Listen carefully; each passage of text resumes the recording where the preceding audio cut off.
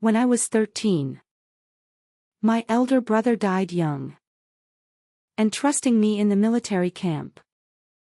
When I turned 20, Fu Nanqing was schemed against and forced to marry me. He despised me and used all his allowance to support his first love in distress. I never said much. Until the last time. He sold my brother's belongings behind my back. Then left overnight for the capital to comfort his first love. I finally decided to leave. I boarded a southbound train and went to the southern border defense line. My brother had once mentioned becoming a military doctor in the war zone. My brother's former lover was there, and I wanted to meet her. The day I passed the war zone, military doctor exam, I went to the military camp and asked the old battalion commander to draft a divorce report. As I left, the old battalion commander earnestly advised me. A military marriage is no joke. This report won't count unless Fu signs it. Hydrogen had entered deep winter, with a biting cold wind. The wind stung my eyes. Standing outside the camp for a long time, I whispered softly. He'd be more than willing. The old battalion commander sighed helplessly. I returned to the military compound. As I stepped through the gate, I froze. Fu Nanqing stood up, right? Silent. His back straight as he knelt in the middle of the compound. The man's posture had remained as steadfast as an iron wall for years. In 7 years of marriage, I had never been able to get close to him. His father, Division Commander Fu, his face dark with anger, lashed out with a thorny rotten cane on Fu Nanqing's weak-colored back. Vicious blood-red welts instantly appeared. Before I could react, a bright yellow figure rushed forward from behind me. Lynch Alia was still wearing her cultural troupe performance outfit. She threw herself over, shielding Fu Nanqing, her arm and eyes wide.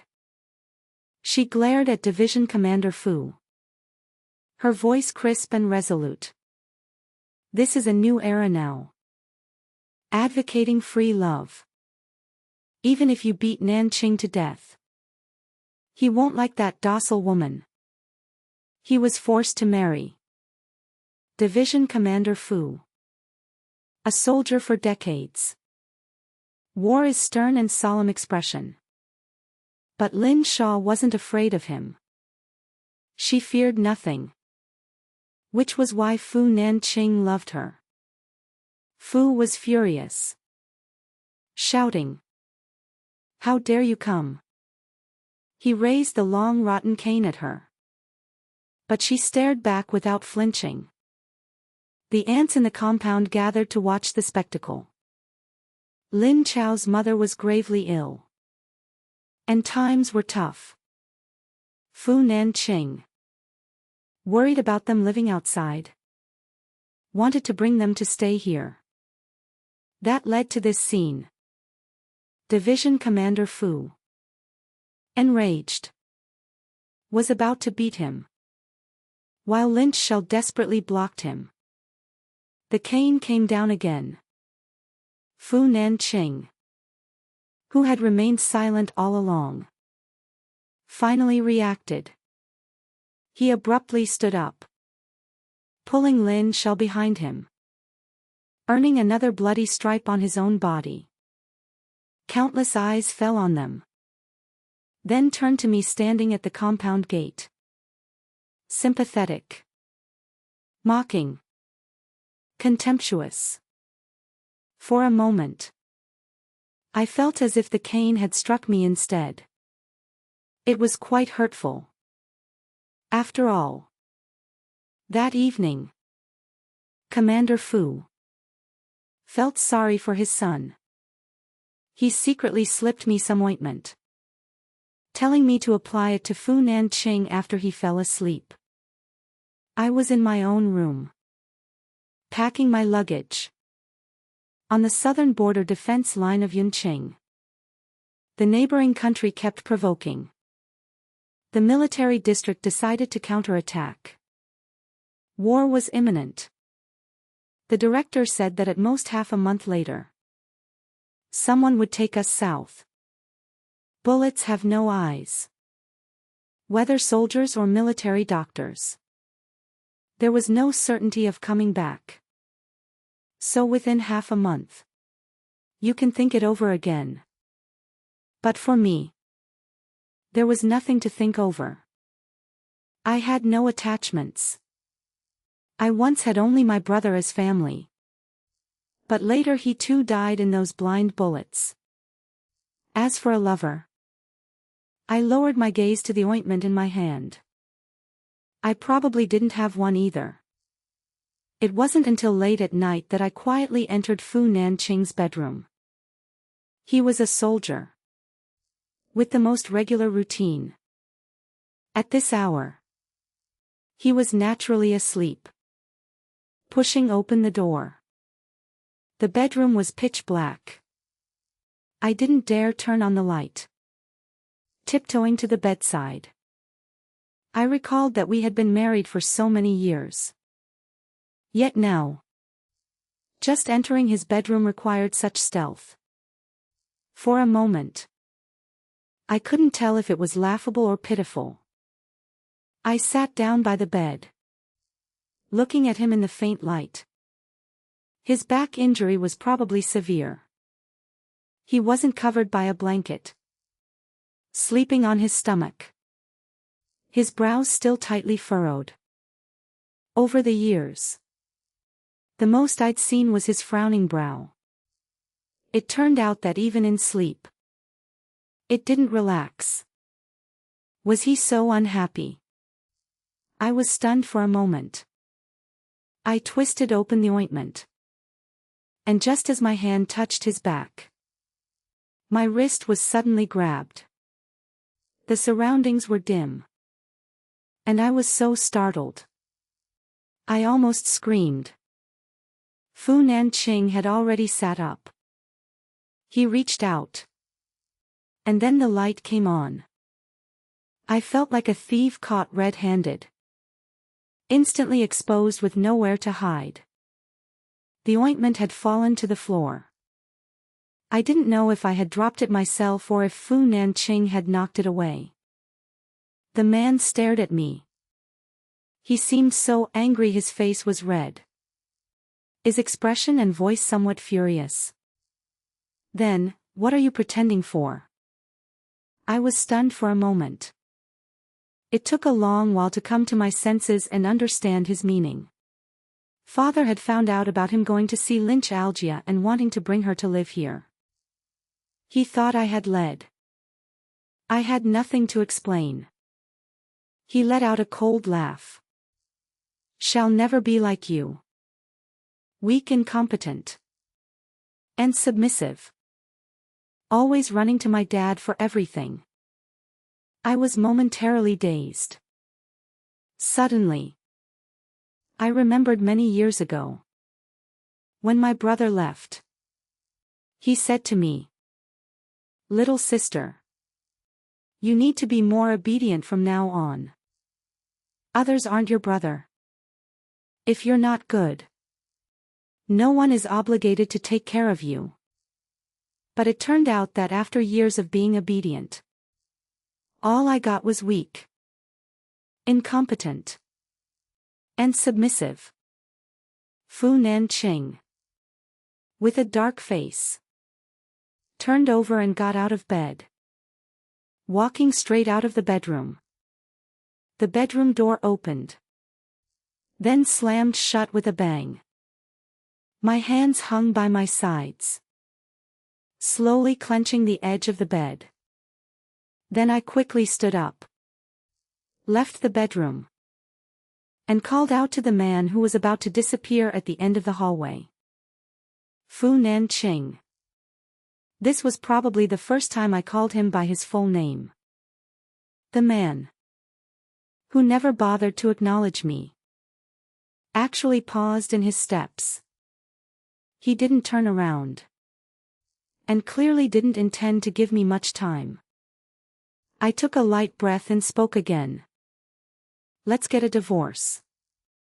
Fu Nanqing finally turned around. He seemed somewhat doubtful of his own ears and asked me, "What, 7 years?" The thought of me taking the initiative to propose a divorce.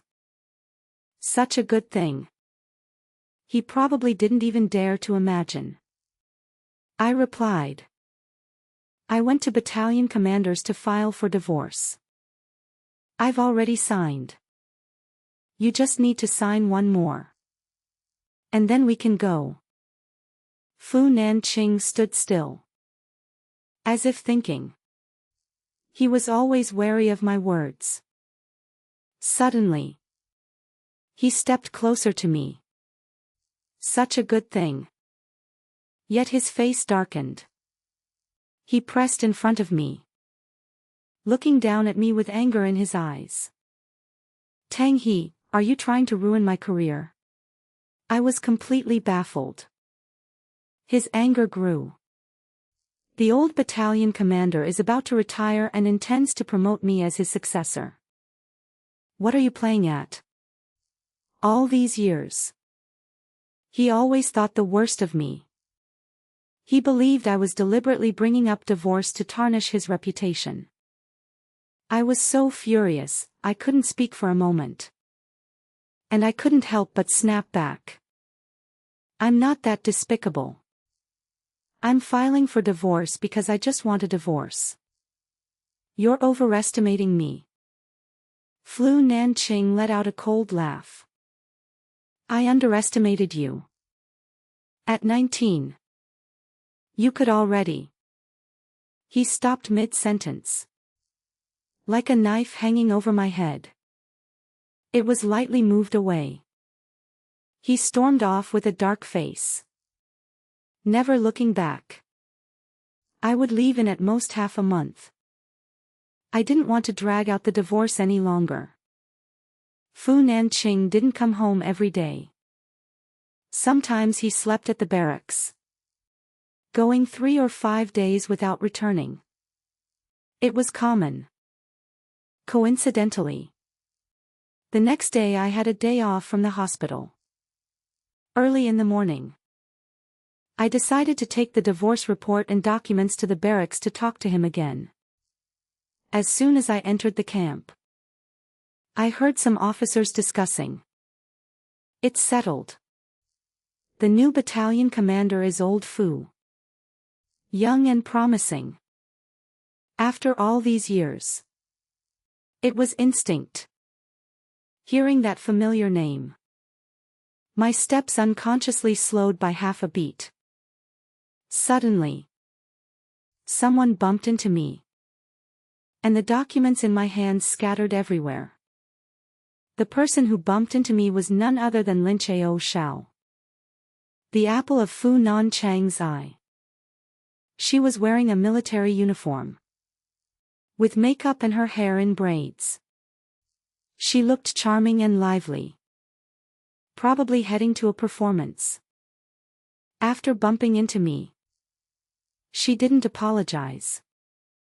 She gave me a haughty glance, then crouched down to pick up her sheet music and walked away. When I frowned and turned around, she was already gone. I crouched down to pick up the scattered papers. As I lowered my gaze, I saw a broad hand reaching out to help me gather them. For a moment, Fu Nanqing's face flashed through my mind. My hands suddenly froze mid-motion. I looked up. But it wasn't him. Hiding my embarrassment, I spoke up. Senior brother Hua. It was Wooly.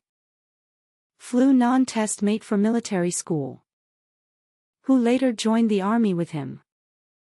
Before Fu Nanqing and I got married, I would occasionally visit him at the academy or the barracks. Sometimes when I couldn't find him, Ko-Ali would point me in the right direction. Over time, we became something like half friends. Kwali spoke up for me. She bumps into someone and doesn't even apologize. Who does she think she is?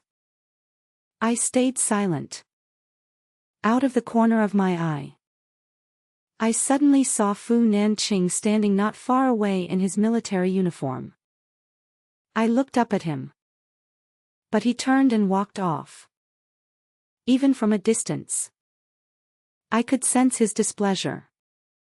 He didn't like me coming to the barracks to find him. By the time I stood up to call out to him, he was already gone. I lowered my gaze to the things in my hand. Only then did I realize that one of the 3 copies of the divorce report had gone missing at some point. I tried to calm down and think back. I remembered that just now, after Lin Gel bumped into me, she had hastily picked up her own sheet music. More likely than not, she must have picked up one of the divorce reports. I couldn't tell if she did it intentionally or not. I wanted to go find her to get it back, but the girl from the cultural troupe told me she had gone to perform. The earliest I could reach her would be 2 hours from now. I had no choice. I could only try to arrange a meeting with Fu Nanqing while waiting for Lynch Alju to come out. I asked someone to pass a message to Fu Nanqing, then waited for a long time. Until, for some reason, people gradually gathered around the bulletin board in the distance. Maybe the barracks had posted some new announcement. I didn't pay attention and sat in the shade, continuing to wait Fu Nanqing to come out. But the soldiers leaving the bulletin board began casting strange glances at me from time to time. I found it odd. I stood up and went over to take a look. To my shock, posted openly on the bulletin board was my missing divorce report. It clearly listed both my name and Fu Nanqing. Below was a handwritten signature mine. I had been sitting not far away the whole time. No wonder the people who saw the bulletin board looked at me so strangely. They probably assumed that Fu Nanqing and I were having marital discord, and that I had deliberately posted such a thing to come to the barracks and make a scene, demanding justice. The cultural troupe had just finished their performance and was coming out of the auditorium. Fu Nanqing had given Lin Chou-ja flowers, congratulating her on a successful show. The two walked side by side, heading this way. A stir ran through the crowd, and everyone looked at them with odd expressions. The old battalion commander probably also thought I had come to make a fuss out of grievance. Taking pity on me, he stepped forward, angrily scolded Fu Nanqing. "Shall fool. You're way out of line." Fu Nanqing's smile froze, his expression one of shock. He then looked at the crowd, gathered around the bulletin board and the thing posted on it. He paused, his face quickly darkening. His furious gaze, sharp as a knife, soon landed on me. The old battalion commander snapped. "I will reconsider and discuss with the higher-ups about promoting you to battalion commander. A soldier who can't even take care of his own family. How can he take care of the country?" With that, he turned and left in a huff. Whispers arose from the crowd. Old Fu's wife usually seems honest and well-behaved. Even a rabbit will bite when cornered. Lin Chaoko's pretty face quickly flushed red and then pale.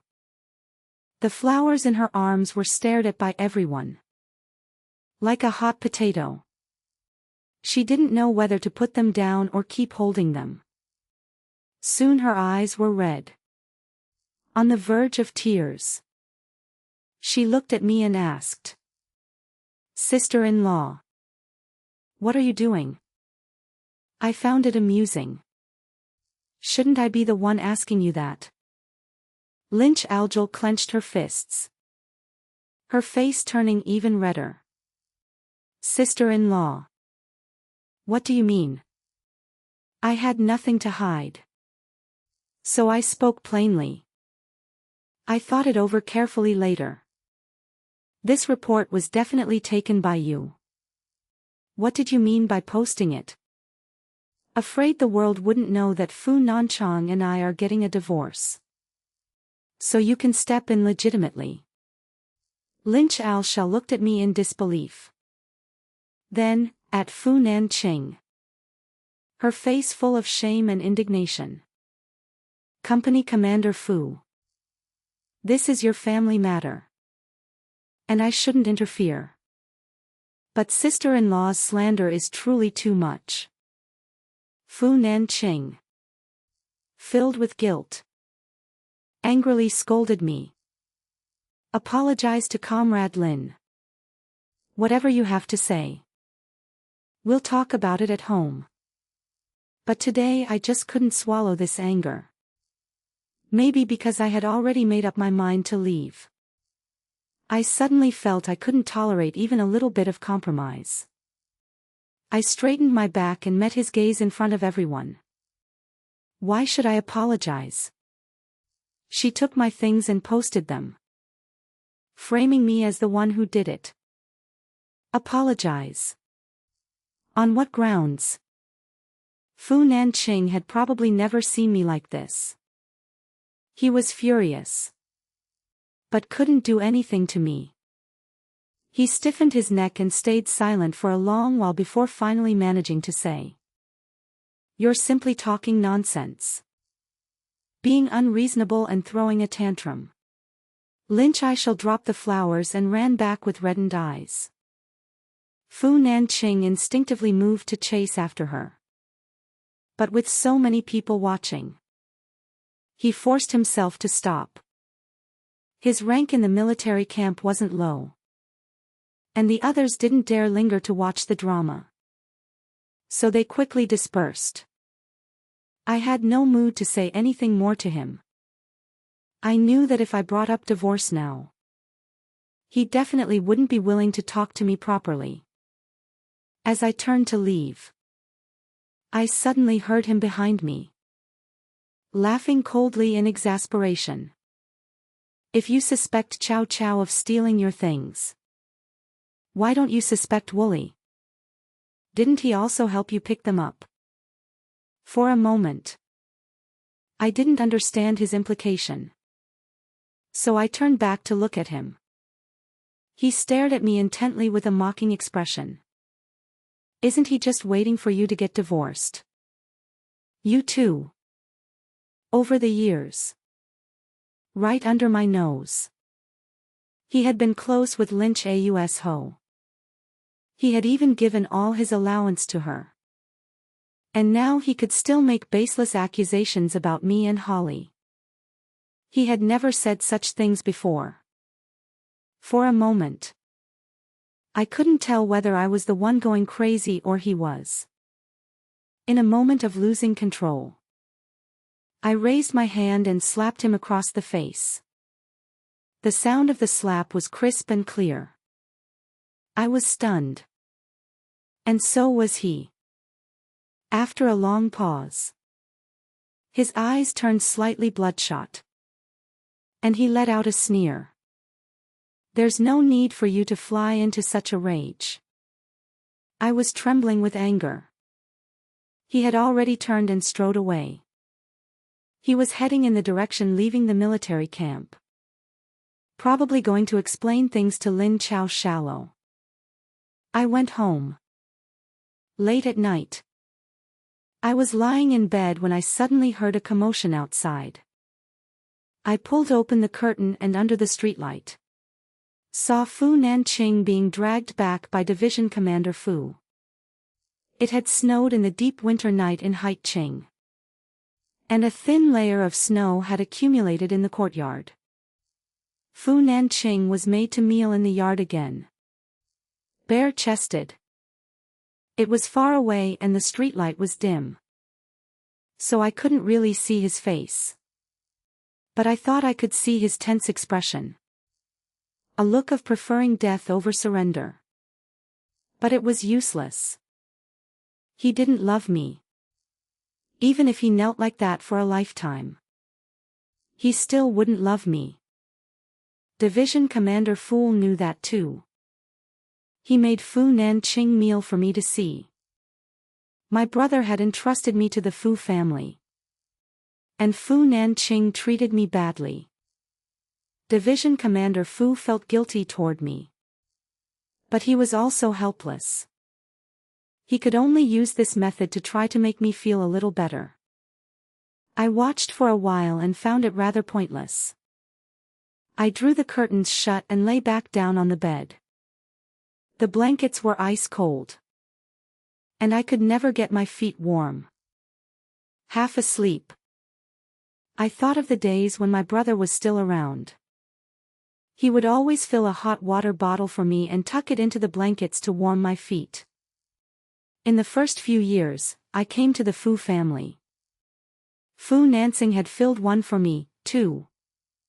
Actually, Fu Nanqing hadn't hated me from the very beginning. I first met Fu Nanqing when I was 13. Early that year, my brother had gone to the southern border defense line to take part in the war in Vietnam. Before he left, he told me, "If your brother doesn't come back, go to the Fu family and find Commander Fu. He is your brother's mentor and will take care of you." I waited and waited. But he never came home. Only a plaque for a first-class merit arrived. I held my brother's ashes and went to the military camp to find Commander Fu. As it happened, he had gone out of town on an urgent mission. His son Fu Nanqing came out to see me. The man just past 20. Looked down at me with solemn military bearing and asked, "You're looking for my father. What do you want with him?" I clutched my brother's ashes, my lips trembling. And before I could speak, tears fell first. He was startled by me, lowering his gaze to what I held in my hands. It took him a moment to suddenly understand. "You're Tang Fong's sister." The harsh winter wind howled. He swiftly took off his military overcoat, shook off the dust, and without a word wrapped it around me. Then he reached out to take my brother's ashes from me. I hugged them tightly and stepped back 2 paces. His expression froze for a moment, and he sighed, saying, "Don't be afraid. I'll take care of your brother's matters. The party and the country are still here. From now on, the Fu family is your family." He took my hand and, stepping over ice and snow, led me to the military compound and back to the Fu home. In the first 2 years after my brother passed, I was timid and cowardly. I didn't dare speak at my new school. Back at the Fu home, facing the imposing Commander Fu, I didn't even dare lift my head. I was always hungry. I didn't dare eat much at school, and at night at the Fu family dinner table, I didn't dare ask for more food. Commander Fu was a rough man and assumed a young girl only ate that much. At night, I lay in bed, tossing and turning, unable to sleep. My stomach ached with hunger. My hands and feet were ice cold, and I couldn't get warm. Late one night, Fu Nanqing suddenly knocked on my bedroom door. He stood outside with a tray.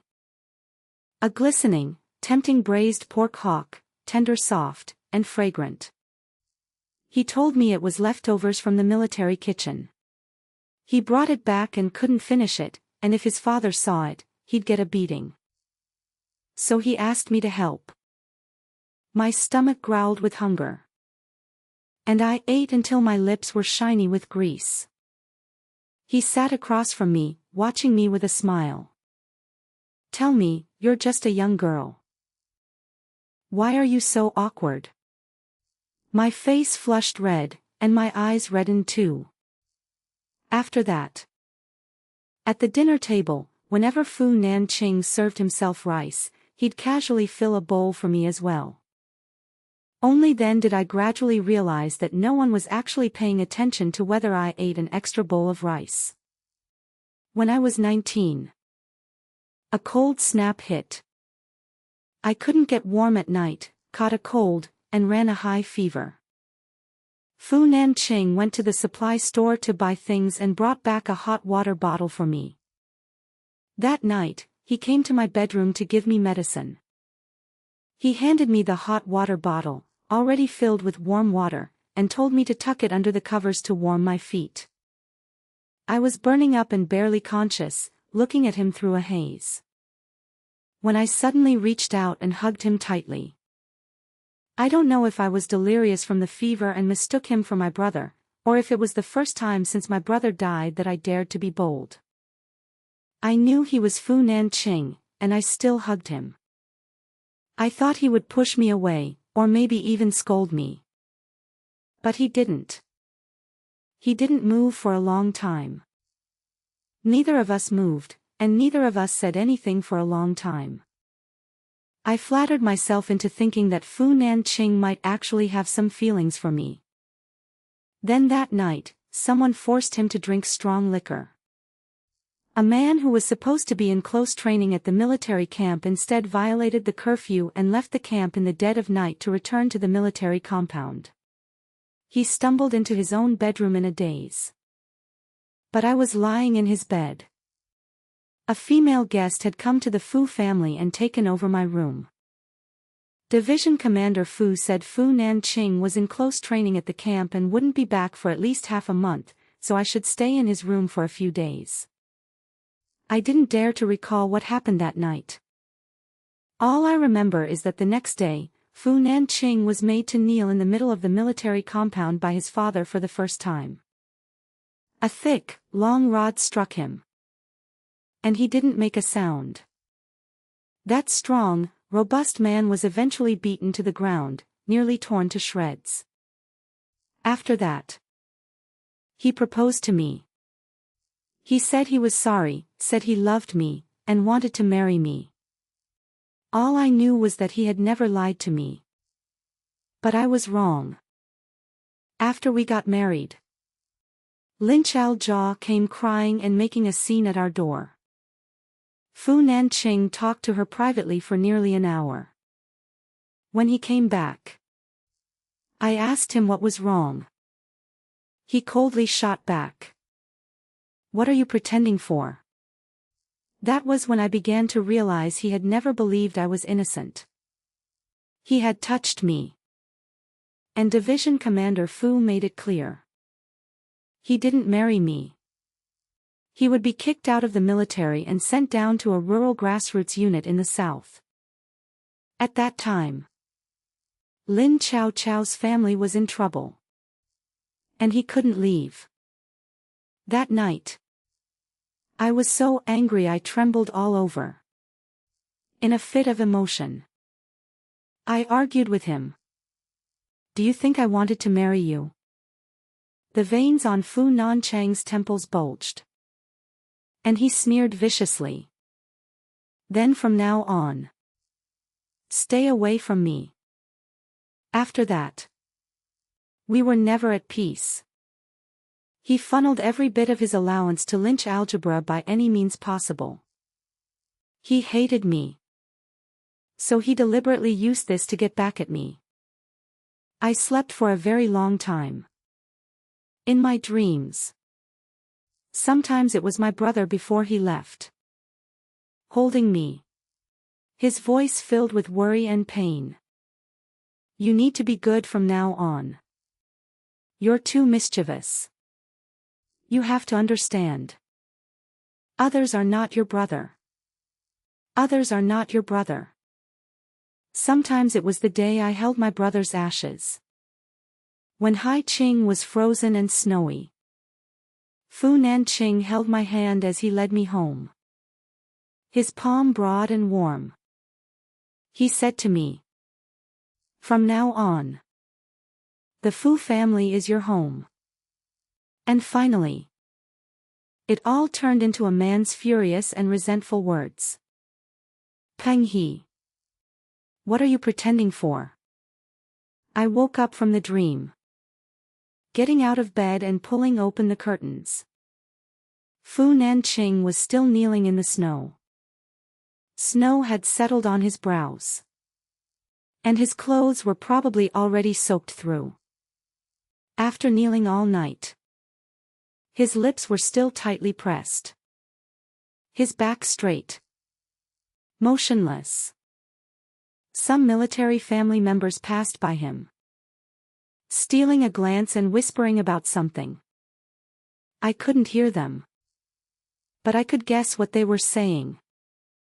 It was probably something like, "It's a pity he's so young and promising. Yet he has to spend his whole life with someone he doesn't love." I looked at the man in the snow, as still as an ice sculpture. Suddenly, I remembered my brother's words. Others are not your brother.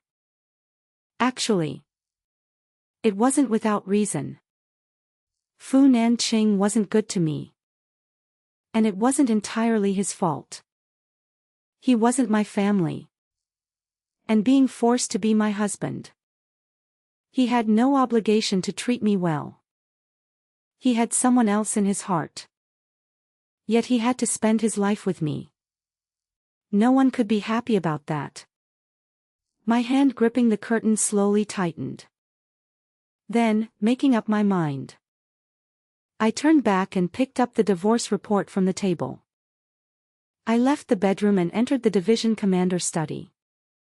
Division Commander Fu was standing by the window.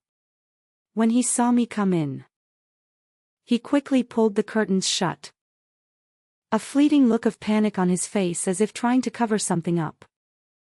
He always felt sorry for Fu Nanqing, but his words were stern. "Don't worry. Today I'll make him kneel until he admits his mistake and softens to you."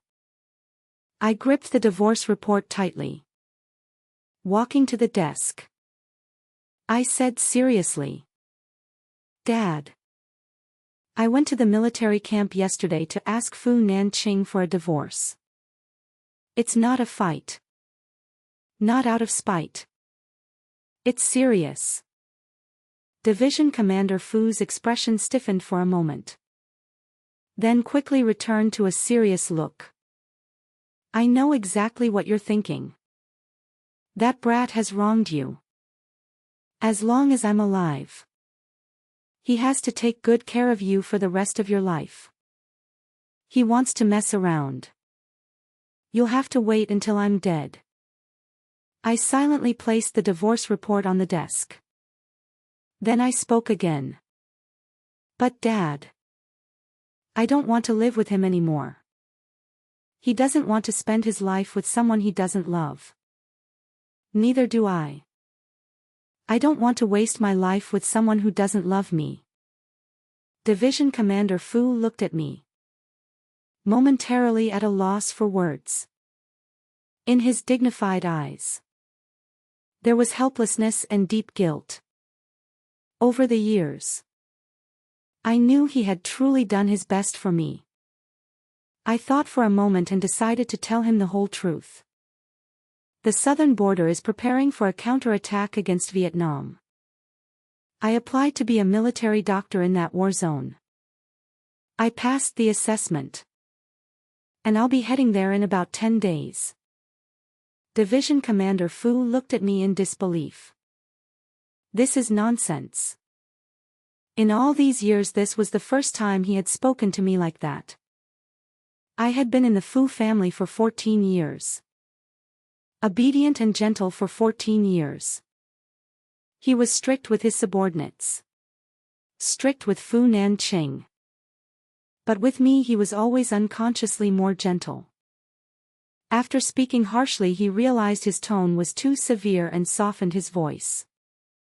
"You've never been on the battlefield. You don't understand that bullets have no eyes.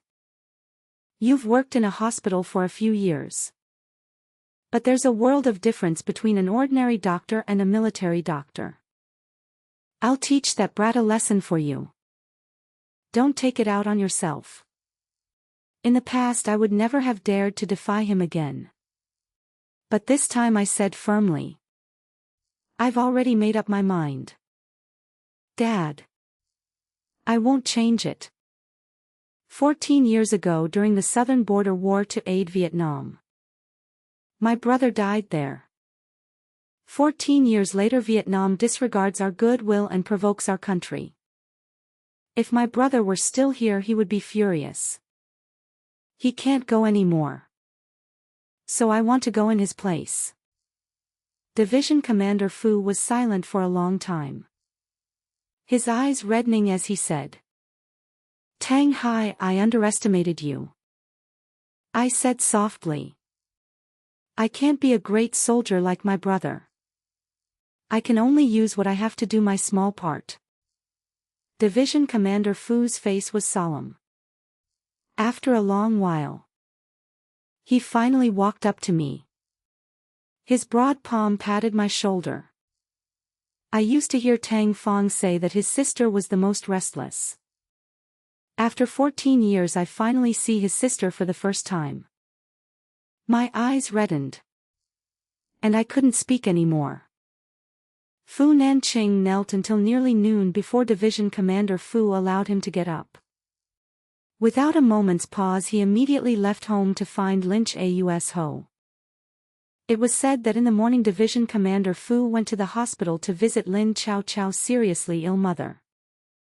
Many people saw this. And there was much discussion.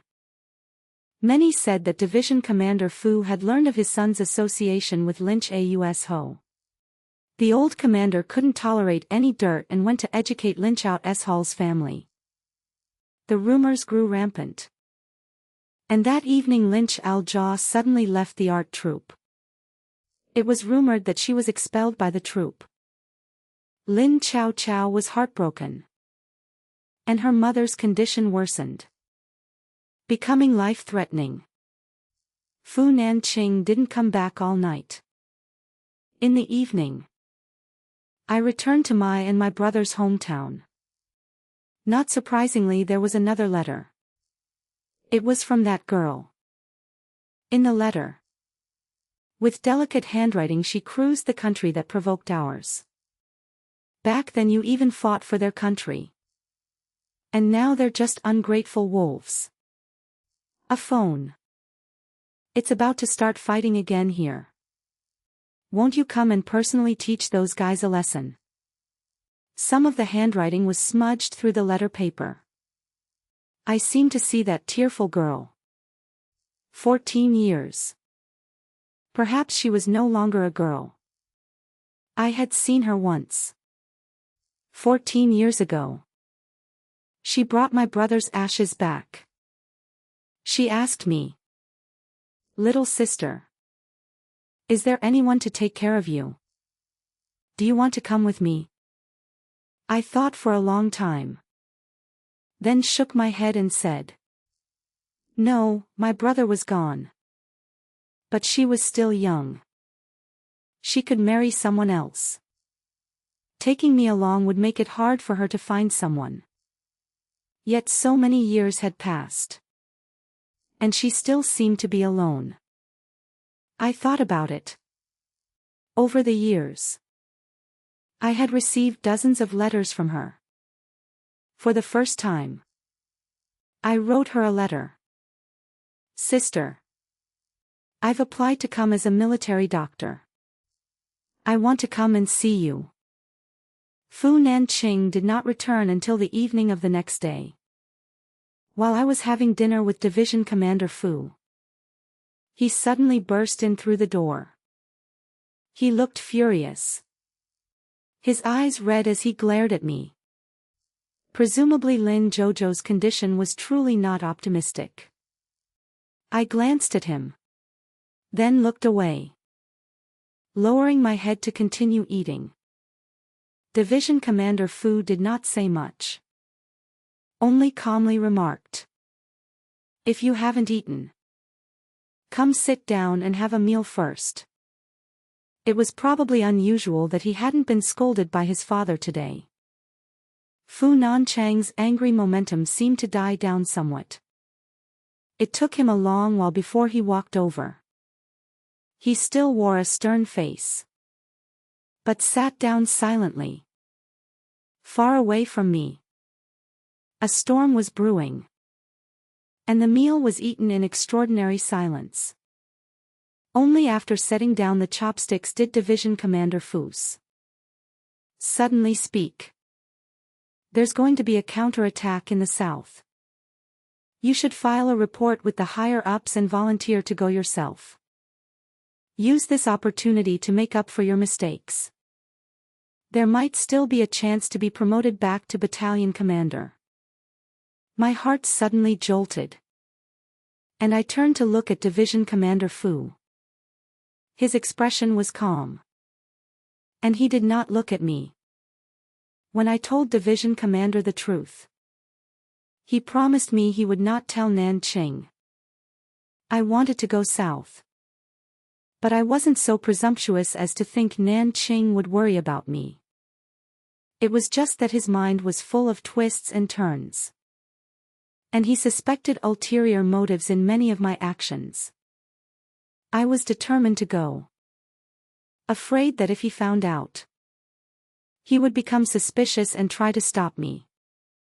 My heart hung high, dreading that Nanching might agree to go. I did not want to go with him. Before I could worry too much, Nanching had already jumped up and said, "I'm not going." Before he could finish, Division Commander roared angrily, "It's not up to you. A soldier should go fight. Do you want to be a deserter instead?" Fu Nanching refused to yield. I said, "I'm not going. So I'm not going. The higher-ups didn't order me to go. How does that make me a deserter? Jean S. Hall's mother hasn't gotten out of danger yet. It weren't for you all." Division Commander face darkened with rage, and he grabbed a bowl, hurling it at him. "You bastard. I'm telling you to go for your own good." I was terrified that in his agitation, he might let something slip. Subconsciously, I tried to stop him. "Dad, please calm down. Don't hurt yourself." Fu Nanching took the hit without dodging at all. The corner of his forehead was injured, and blood quickly appeared. Division Commander raised his hand to strike again, but I stopped him, and he finally gave up. He only shouted angrily, "Get out." Fu Nanching let out a cold laugh, as if out of spite. He turned around, took off his shirt, and went to the front yard. In the deep winter, near New Year's Eve, the snow was falling heavier and heavier. The snow cleared and evening quickly piled up into a thick layer again. When Fu Nanching knelt down, his knees sank into the ice and snow, and he didn't even blink. I did not feel sorry for him, but since I was about to leave, I only wanted to end things cleanly with him. Before leaving, I did not want to owe him anything more.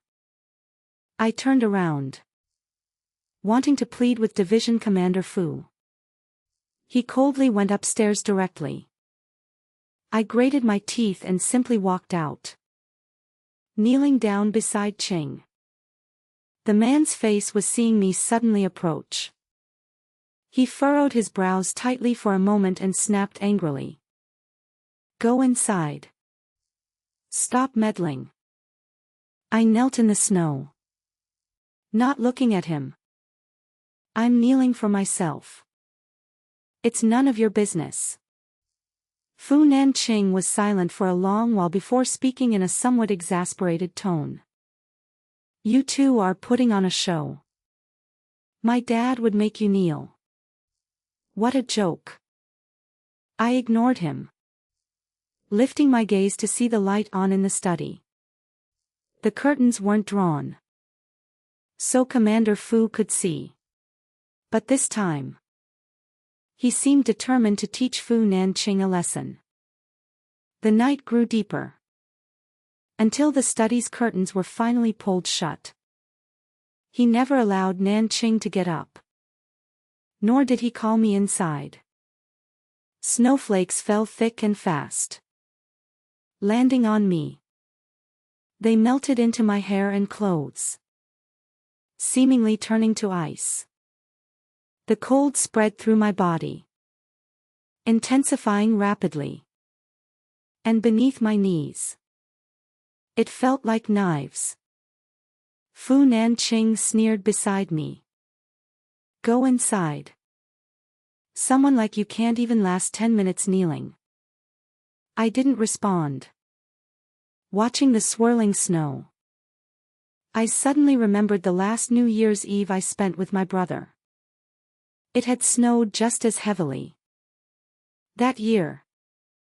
The snow was exceptionally white and beautiful. I was building a snowman in the yard when the neighbor's boy smashed it.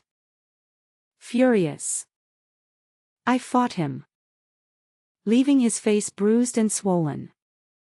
His parents came to our house to complain, but my brother defended me, saying my little sister was just acting in self-defense. After sending the angry parents away, he turned back, poked my nose helplessly, and teased with such a fierce temper. You'll never find a husband. In the blink of an eye. He's been gone for 14 years. My eyes reddened in the snow. I couldn't tell if it was from the cold or from suddenly missing him. Fu Nanchang's disdainful voice rang in my ears. No matter how much you push me, it's useless, I said bitterly. I don't want to marry you either. If my brother were still here, he would have found me a man as good as him. Someone who would trust me, love me, and treat me well. Not someone like Nanqing kept talking in my ear. But my mind began to wander, and I stopped hearing him clearly. Eventually his voice grew more distant. I no longer felt very cold, only increasingly drowsy. Just as I was about to fall asleep, Fu Nanqing seemed to turn his head and called out to me. I tilted my head, instinctively feeling I should meet his gaze and not show weakness. But after staring for a long time, I still couldn't make out his face clearly. Snowflakes seemed to fall into my eyes, blurring everything. I tried hard to see him, but he grew fainter. He seemed to frown, touching me with his elbow and saying, Hey, I told you to go inside. I blinked with effort but still couldn't see him clearly. Following the slight force, my body tilted to the side, and my consciousness faded into darkness. The expected pain of my head hitting the ground never came. My body was caught by the man's sturdy arms, then suddenly lifted off the ground. A brief moment of weightlessness. In my ears were heavy, ragged breaths and the creak of military boots stepping urgently on the snow. Many years ago, I used to lie in the fields basking in the sun. When I fell asleep, my brother would carry me home. I no longer have a brother. My body was laid down on the bed. Fu Nanqing's tall figure stood by the bedside, casting a large shadow. He stared at me with a tense face, seeming somewhat at a loss. He wasn't used to taking care of people.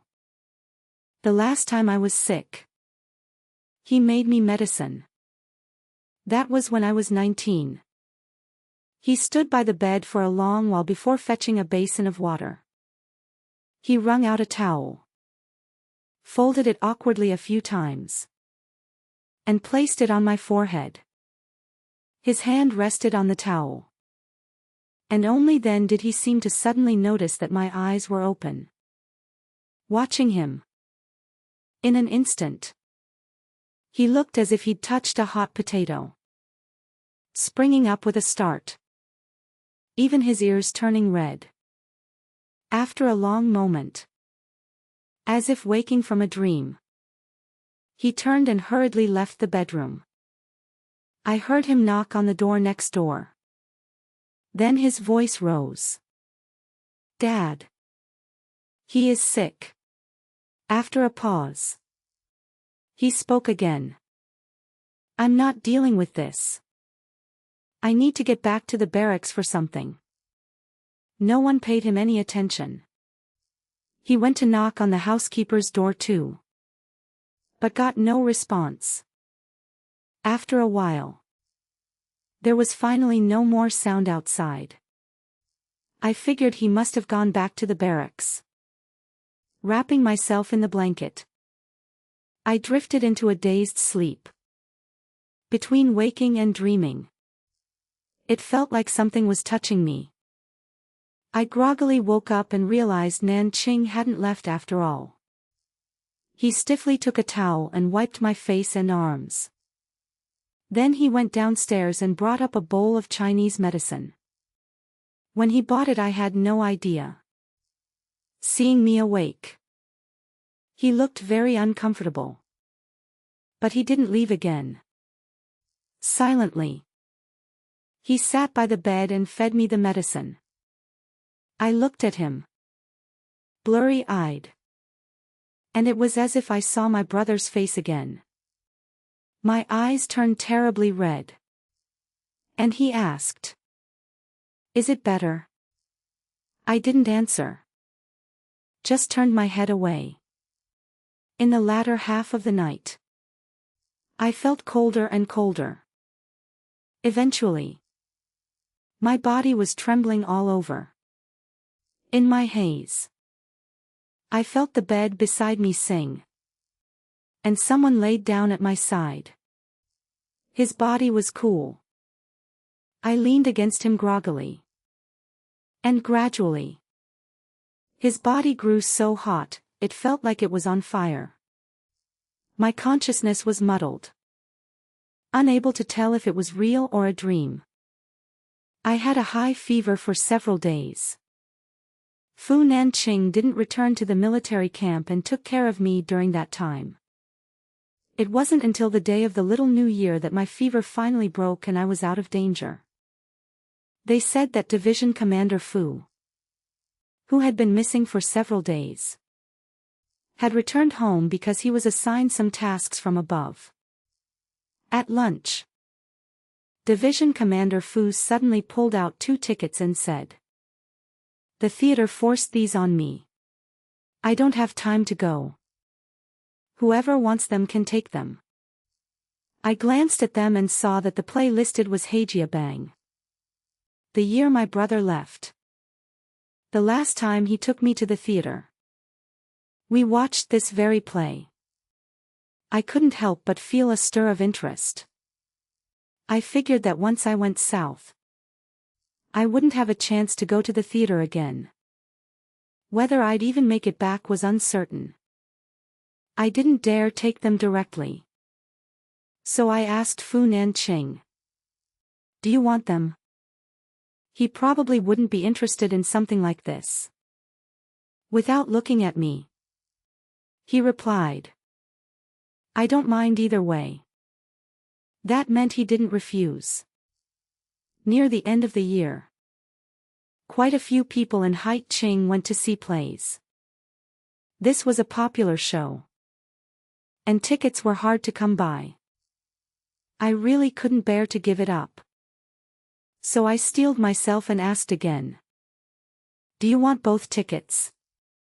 Fu Nanqing looked at me with displeasure and said, "I'm alone. What would I do with 2 tickets? Division Commander Fu tossed 1 ticket to each of us and said, "Then you 2 can go together." After a long pause, Fu Nanqing let out an "oh" and continued eating. The showtime on the tickets was 7 o'clock the next evening. The next afternoon, I checked my luggage again, thinking that after the play, it would be about time to prepare to leave. But after finishing, I suddenly heard the household aunt mention that Lynch House Hall's mother was in bad shape and had been transferred to a hospital in the capital. Lin Xiao had gone with her. Then this morning, she sent an urgent message to Fu Nanqing, saying her mother had received another critical notice. This time, the situation was dire, and it seemed unlikely she'd pull through. She said she didn't have much money left, and the hospital indicated that the patient probably wouldn't make it, advising the family to consider stopping treatment. She was at a loss, not knowing what to do. I hadn't heard anything from Fu Nanqing's side, so I wasn't sure what he would do. At dusk, I went to the theater entrance for him. By the time the show started, he still hadn't arrived. I went in alone. After the play ended, he still hadn't shown up. When I got home, Division Commander Fu was in a thunderous rage. As I entered, I heard him speaking very agitatedly with the household aunt. I vaguely gathered that Food Mansion, worried about Lin Xiao's show and her mother, had defied Division Commander Fu's objections and taken the night train to the capital. Division Commander Fu was so furious. He slammed his fist on the table. He's gone too far. I've frozen all his money. Let's see what he can do by going there. I returned to the bedroom. I opened the drawer, and the necklace my brother left me was gone. In its place was a note. On it was the handwriting I knew best. Fu Nanqing's. At most half a month. I'll redeem it for you. He had pawned the necklace. He exchanged it for money and took the night train to the capital to comfort Lin Xiao. I stared at the note for a long time, then couldn't help but let out a bitter laugh. Suddenly, I couldn't understand how I had once been so completely captivated, thinking he was so wonderful. 7 days later, I received the travel notice and packed my bags. I hesitated no longer. Together with a few colleagues from the hospital, I boarded the train heading south. On the day I left, I happened to receive a reply letter from my brother's partner. The words were brief, the handwriting delicate and graceful. "When you arrive, I'll come pick you up. Little sister." It was the second time she had called me little sister. Apart from her, the only other person in this world who had ever called me that was my brother. Staring at those words, I suddenly had an illusion. It felt as if this letter had been sent by my brother. I was heading south, and he was waiting for me there. 14 years had passed. Yet it seemed he was still there. I carefully tucked the letter into my bag, then entered the train station and walked toward the ticket gate. Commander Fu had insisted on seeing me off. Seeing that I was about to go in, he suddenly called out urgently, "Shall he? Maybe you should wait a little longer. I really did have someone deliver a message to that rascal. By now, he should be almost back." I was grateful to the Fu family for raising me all these years, and I bid farewell to Commander Fu. Finally, I just shook my head and said, "No need. The train is about to depart. So I'll go in now." Commander Fu, so composed, now showed a hint of urgency. He seemed to want to say something more. Perhaps he was about to suggest I switch to a different train. Or something else. But even if I waited for Fu Nanqing, what good would it do? At most, he would just scold me again. Driven by his sick mother, Lin, and the pitiful Lin Xiao. I really didn't need to hear that again. I passed through the ticket gate. And behind me, Commander Fu seemed to say, "That rascal does have feelings for you." The station was noisy, and his voice was quickly drowned out by the clamor. When I turned back to look, his figure had already been swallowed by the crowd. I turned around and continued walking inside. Amid the countless chaotic voices around me, I faintly heard a call. A raised voice. Blurred. Indistinct. Yet somehow familiar. I turned back. But there was only a chaotic sea of people and the crowd pushing me forward. The colleague walking beside me looked puzzled and said, "I thought I heard someone calling you." I replied, "You must have misheard." I boarded the crowded train. And then it slowly started moving. 14 years had passed. And finally, I could go see the place where my brother had left. The train swayed slowly for several days before finally arriving at Cloud City. After getting off the train, I walked outside with a few colleagues who had also passed the assessment and come to serve as military doctors in the war zone. Carrying our luggage. The crowd was still overwhelmingly crowded. Yet I recognized that person at a single glance.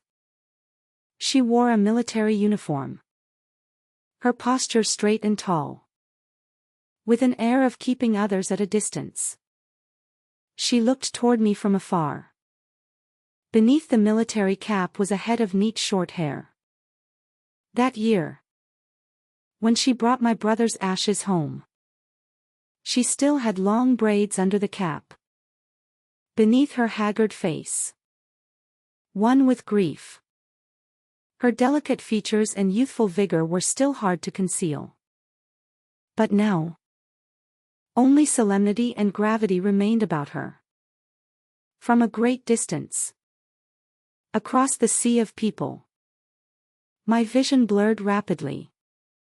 That year, when I first saw her, she was 21. The same age as my brother.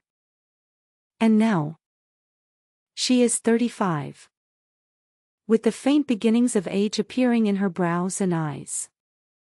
But my brother will forever be 21.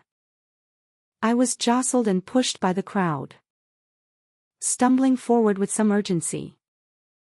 Then I dropped my luggage, reached out, and hugged her tightly. Just as many years ago, I hugged my brother. She gently patted my back, her voice slightly hoarse. "You're here, little sister." I leaned into her embrace and suddenly broke down in sobs. Over these years, I have often deceived myself. It seems my brother is still far away in the south.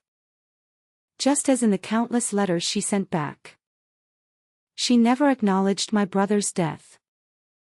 That year, I never saw my brother's remains.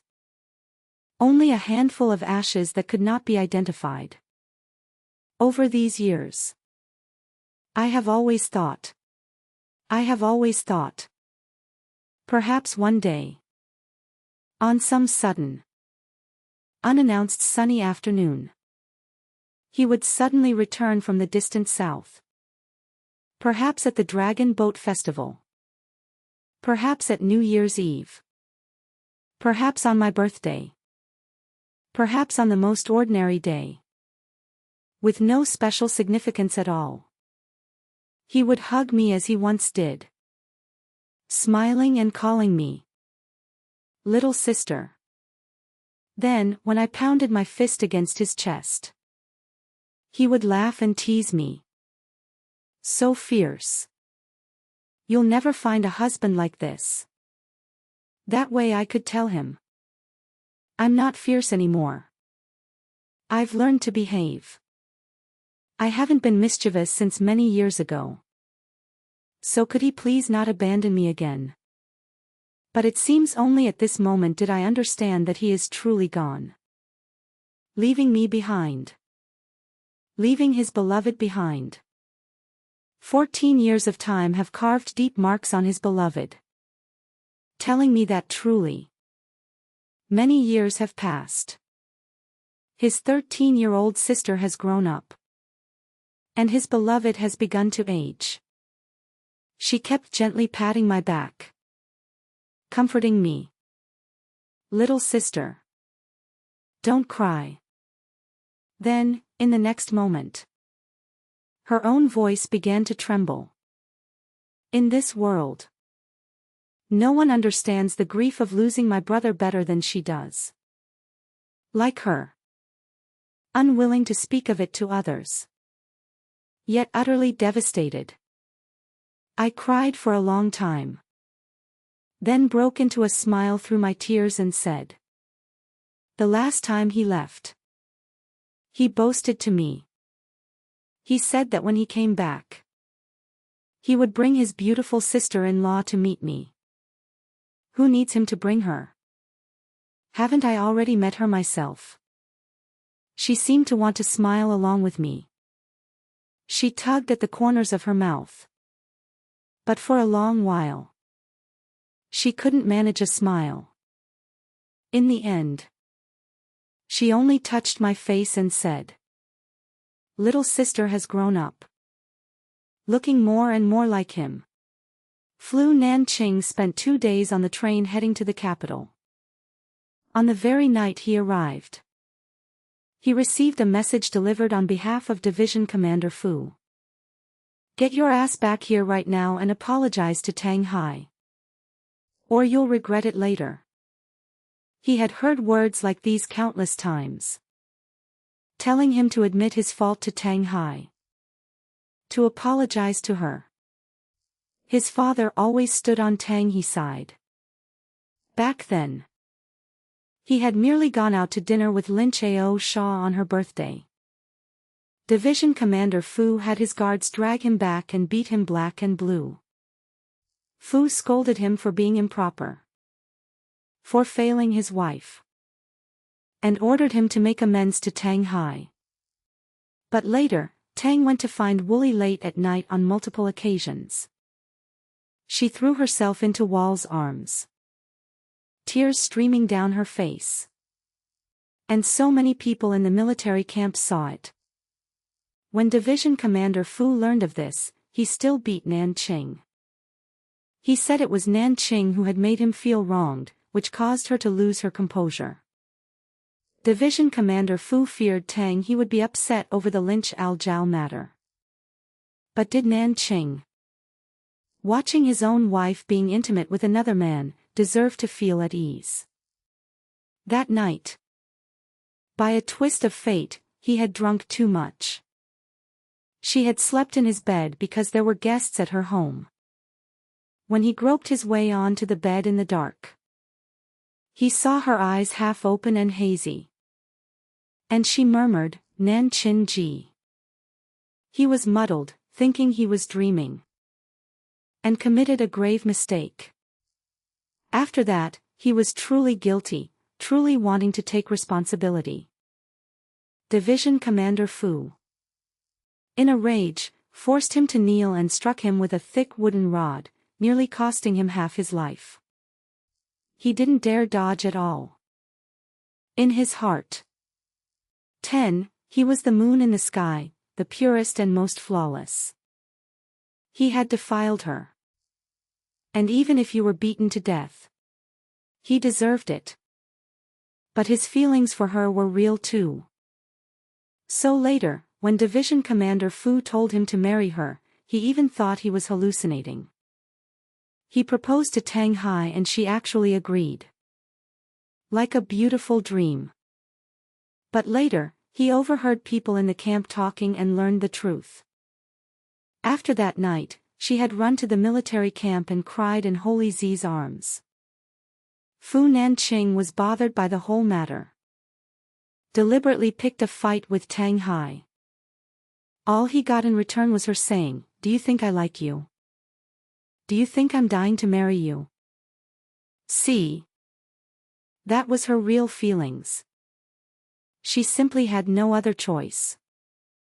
So she obediently followed Division Commander Fu's orders and married him. Fu Nanqing was furious, unwilling, and helpless. So he deliberately played dumb, claiming he suspected that night was Tang. He insisted he didn't love her either. And deliberately used Lynch Jia to make her misunderstand. He deliberately hid his allowance, saying he gave it all to Lynch Ao Shao. After all, Division Commander Fu never shortchanged Tang He financially in the slightest. He said he didn't love Tang Hai, that he only married her because he was forced. But after all these years, he had fooled everyone. Could he really fool himself? Fu Nanqing stood blankly in the hospital corridor for a long time. Until behind him, Lin Chao's concerned voice sounded, "Nanqing, what are you spacing out for?" Fu Nanqing suddenly snapped back to reality. Turning around, he saw Lin Chaojul walking toward him. The distance wasn't far. He could clearly make out her face. Yet his vision seemed blurred. And in his daze, all he could see was Tang's shadow. Tang He at 13, holding his hand and following him home step by step. Tang He at 19, lying sick in bed, suddenly reaching out to hug him tightly. Tang He, whose ears turned red when he proposed to her. While burning with fever under his care, she reddened her eyes and tried hard to hide her sadness. Finally, it all transformed into Commander Fu's angry and urgent words. "You'll regret this someday." Fu Nanqing's mind suddenly became a mess. For no reason at all, he felt intensely uneasy. Lin Chaojia walked up to him and called his name a few times. Lost in thought, he followed her into the ward. The attending physician still hadn't arrived. Only an intern doctor kept repeating the same words he'd said who knows how many times. Anti-Line's stomach condition is extremely severe. It's hard to say how much longer she can hold on. Her family must take this very seriously.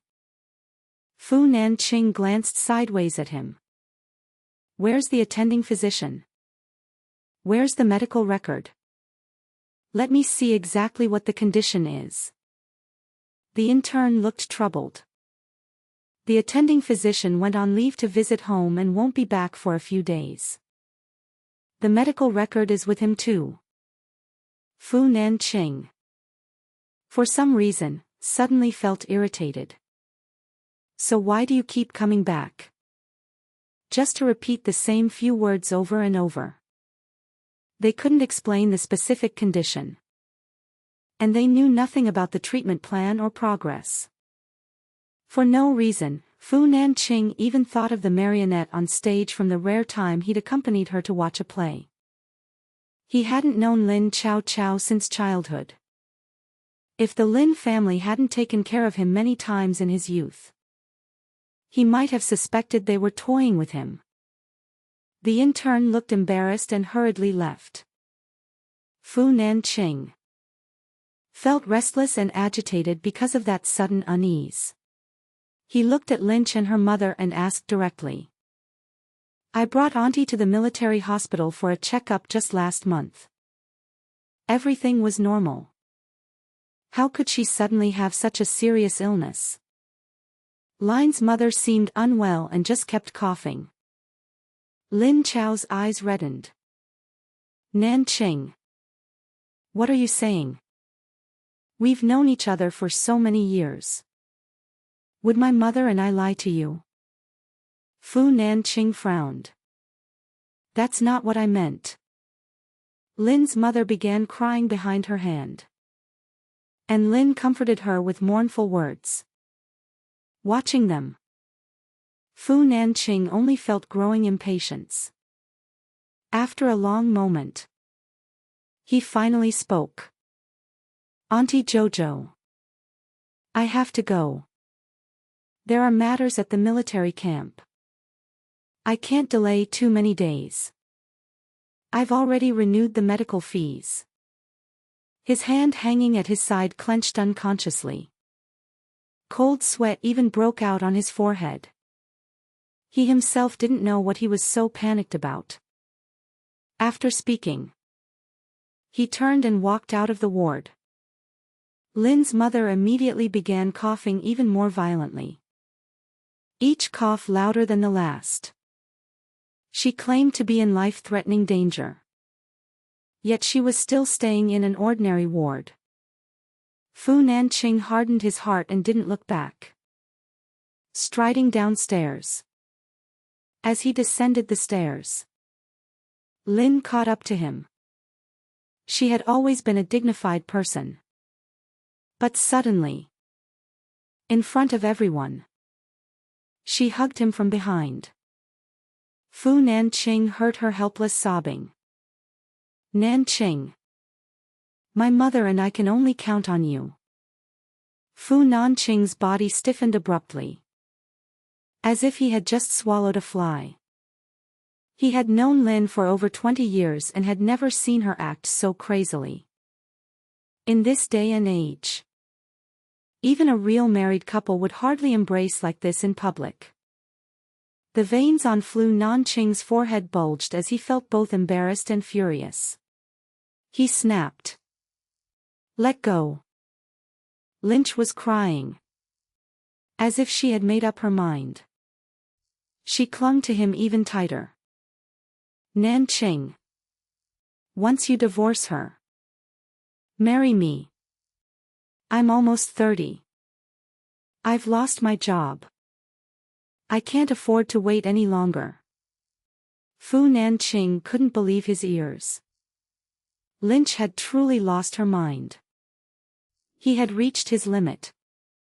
Yanking her hands away and shoving her back, Lin fell to the ground, looking up at him with sorrow and defiance. Nanqing. You don't love her anyway. You were set up back then.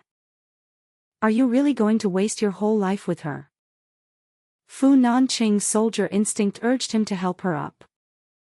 But this time, he held back. He only looked down at her coldly and said, if I didn't love her, I wouldn't have married her. Whether it was a setup or my father forcing me, I wouldn't have married her.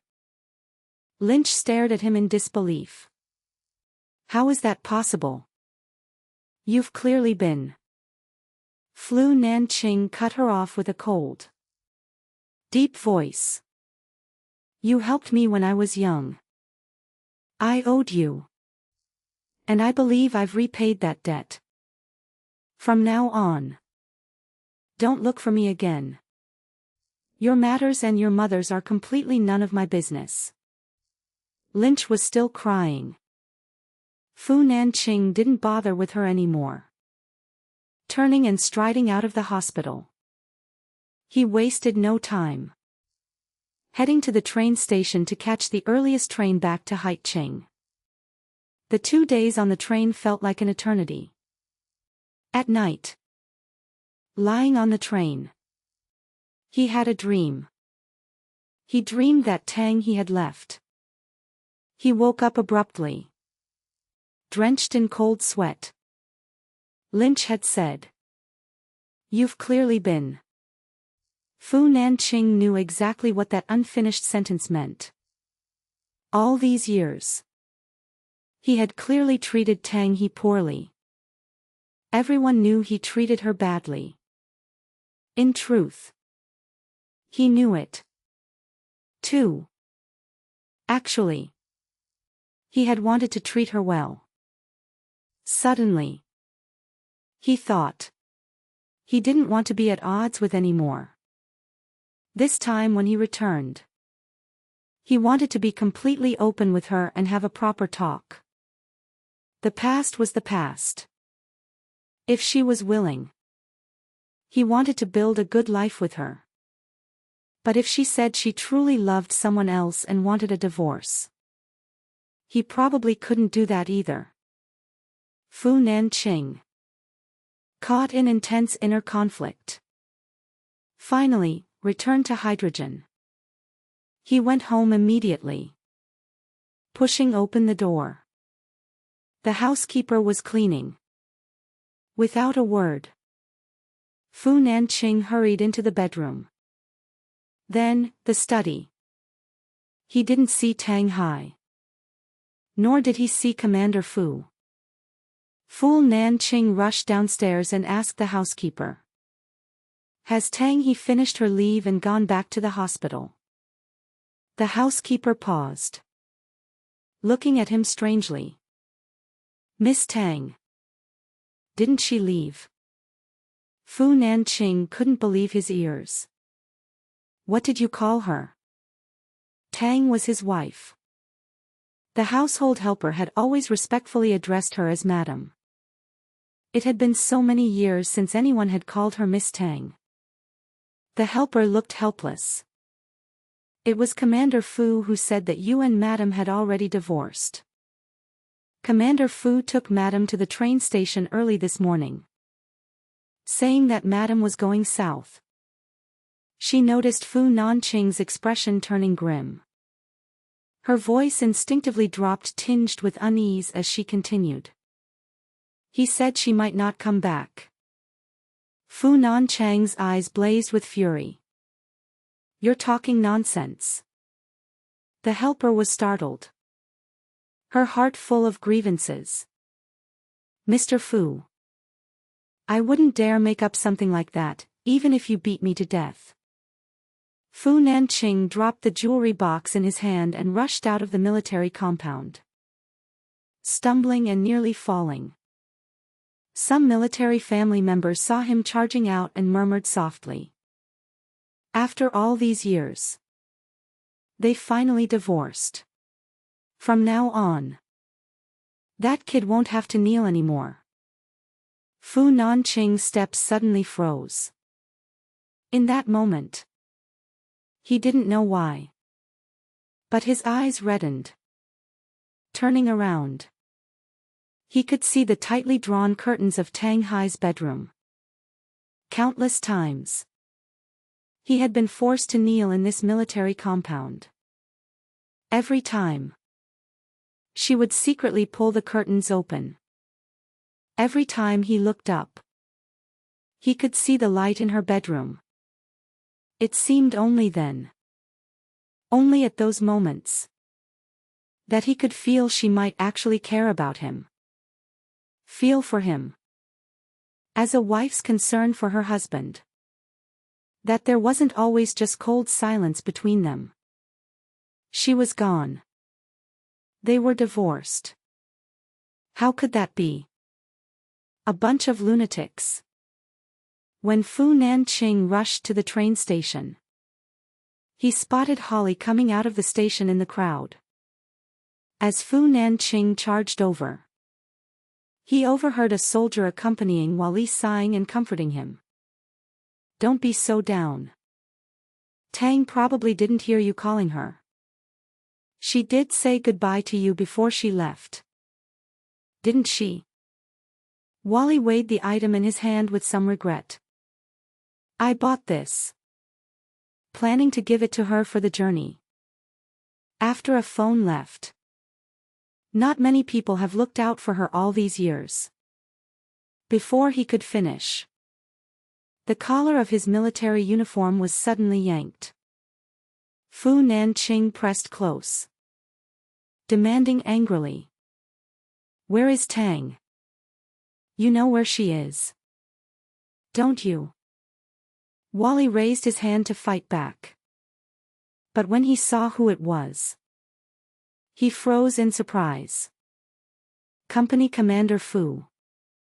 Tang went south for the border counterattack. She applied to be a field medic in that war zone. Didn't you know?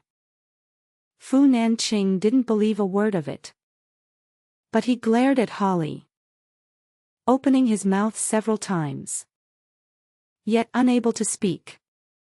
Suddenly, his throat felt blocked, and no sound would come out.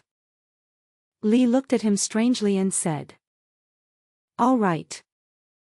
Where did you go? Why are you only showing up now? Tang trained left long ago. It's been over an hour already. With her gone, who knows how many years it'll be before she comes back." He and Commander Fu had seen Tang off together. After watching her board, they sat in a station and chatted with Commander Fu for a long while. That's why it was so late now. It took Fu Nanqing a long moment before he could speak with difficulty. "You think I'd believe that? If she were really heading south? Could she bear to leave without asking you to come along?" While Li looked utterly bewildered. "Company Commander Fu. What are you talking about?" Fu Nanchang's unease grew by the second. His rationality was fraying. And along with it, he began to speak recklessly. "Everyone knows you two have been all over each other, tangled up in some unclear mess for years."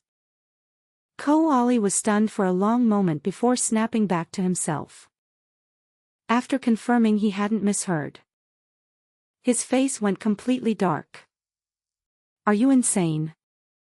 What nonsense are you spouting?" Fu Nanqing clenched his fists and let out a cold laugh. 7 years ago. The night I got drunk and snuck out of the barracks against regulations. Tang came looking for you in the middle of the night. Clung to you. And cried. What you think just because I didn't see it myself? No one would tell me. And also Fu Nanqing paused, trying to think of something else. But nothing came. In truth, it had only happened that once. But after he learned of that incident, his reason was clouded by resentment. Many times, Tang merely ran into Holly by chance, or exchanged a few words with him. Sometimes, they'd share a meal together. But every time he watched he felt they were being sickeningly affectionate. Li thought for a long while before recalling that night, 7 years ago. Thinking back on everything over the past 7 years, it suddenly dawned on him. No wonder. Before that our relationship was perfectly fine. But after that you inexplicably stopped associating with me. And seemed to find fault with me at every turn. He found it hard to believe that something from 7 years ago had stuck with Fu Nanqing for so long. Since you knew about it and it bothered you, why did you never ask me about it afterward? Fu Nanqiong kept his face stony and said nothing. How could he possibly ask about something like that? It had already happened. And he'd heard it clearly with his own ears. Asking directly would only be inviting humiliation. Wouldn't it later? He deliberately picked fights with Tang Hai, hinting around the subject, trying to confront her about it. And Tang he had angrily said, "You think I like you? That I was dying to marry you? Wasn't that answer enough?" While Li's expression turned helpless, and he let out a sigh. "I thought you didn't know. So I didn't bother bringing it up. If you'd asked me even once, I would have explained it to you." That night, Tang He seemed to have been suddenly frightened. So panicked, she was barely coherent.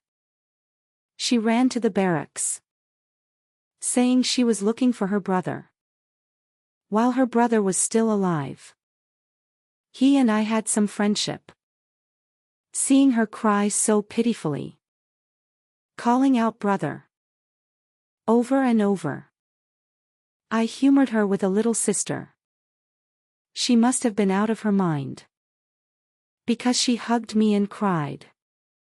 Once she came to her senses, she let go of me quickly enough. Fu Nanqing shook his head. I don't believe it. But he felt as if a dull fist had slammed hard into his chest.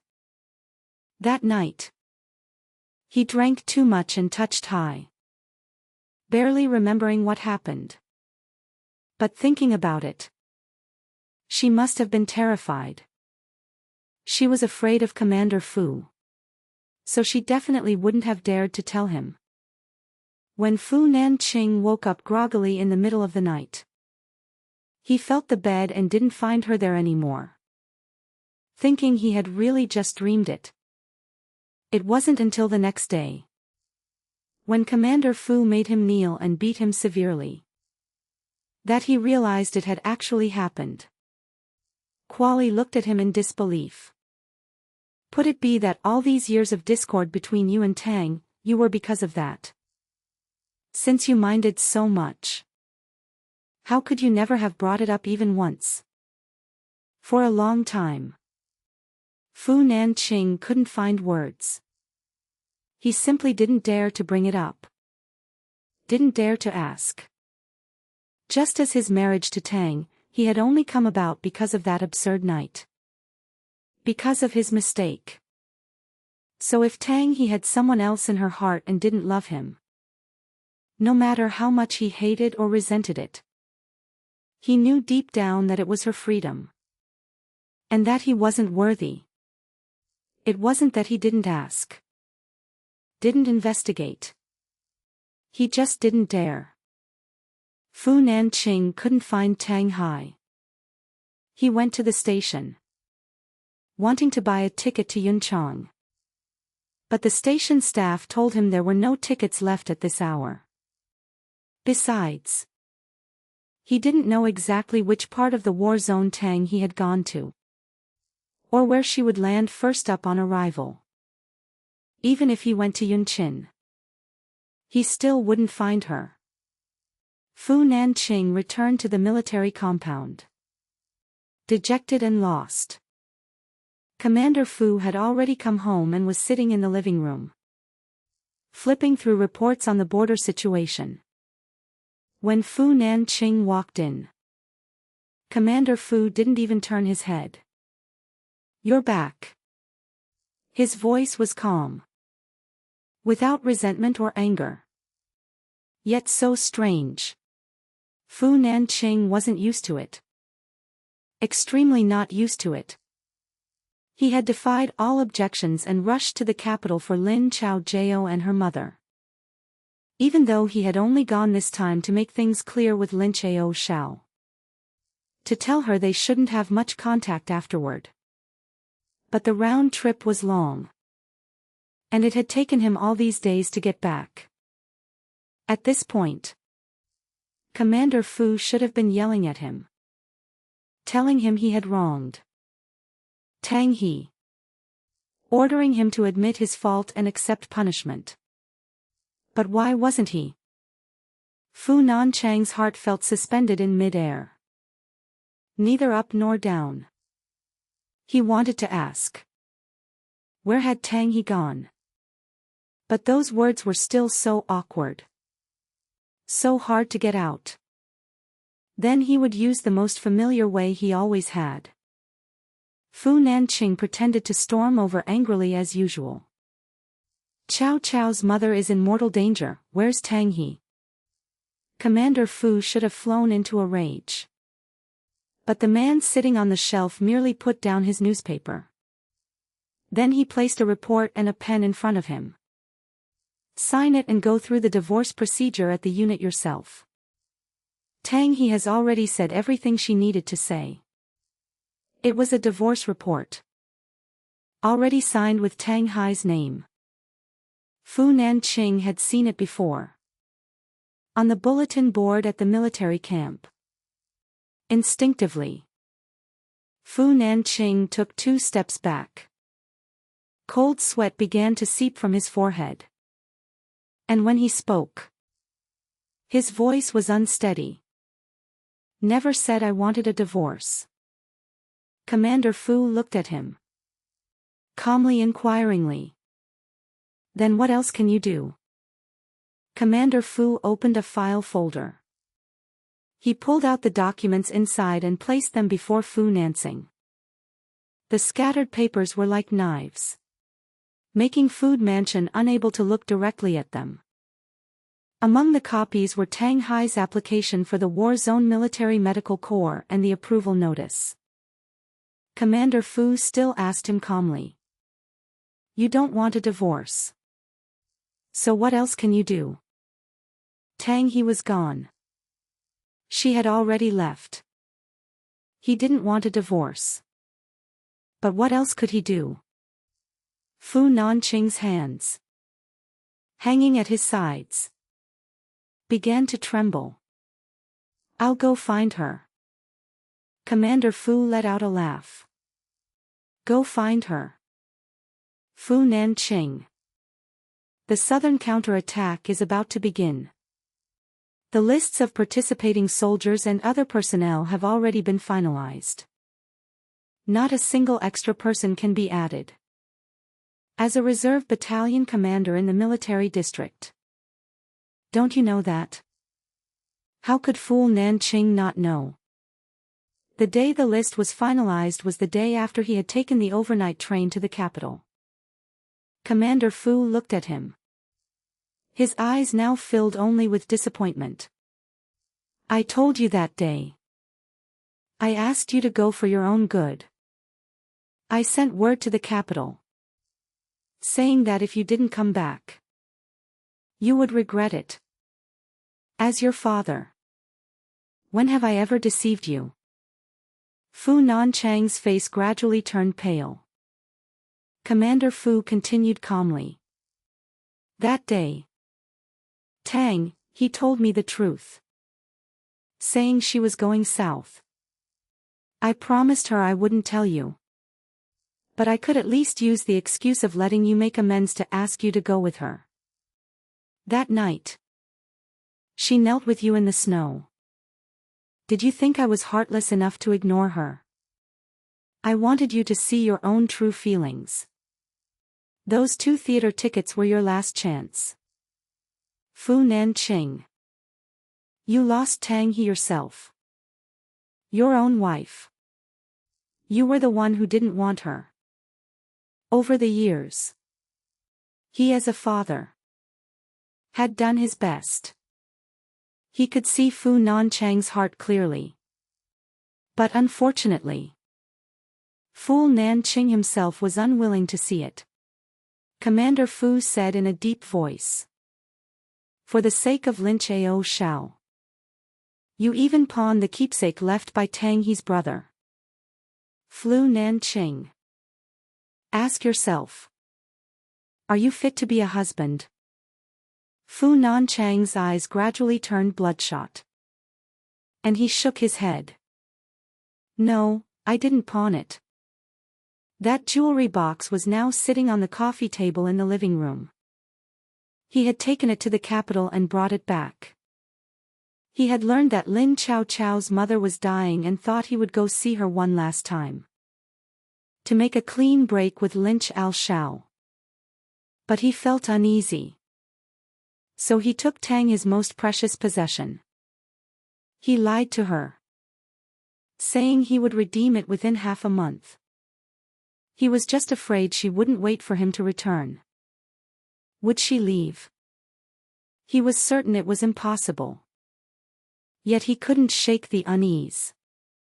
Commander Fu pulled out the remaining items from the file folder and threw them all before him. These are things I had the adjutant finally investigate a few days ago. If you hadn't gone to the capital, you might have seen them in time. Before Tang he left. Those files were about Lin Chao Chao and her mother. Lin Chao's resignation letter, in which she herself requested to withdraw from the art troupe, and her mother's completely normal medical examination report. The oral account of a handyman at the military camp, who later said he saw Lin Chao posting her divorce report. So many things. One after another. Fu Nanchang's hands trembled as he yanked those files over, the veins on the backs of his hands bulging, his eyes splitting with rage.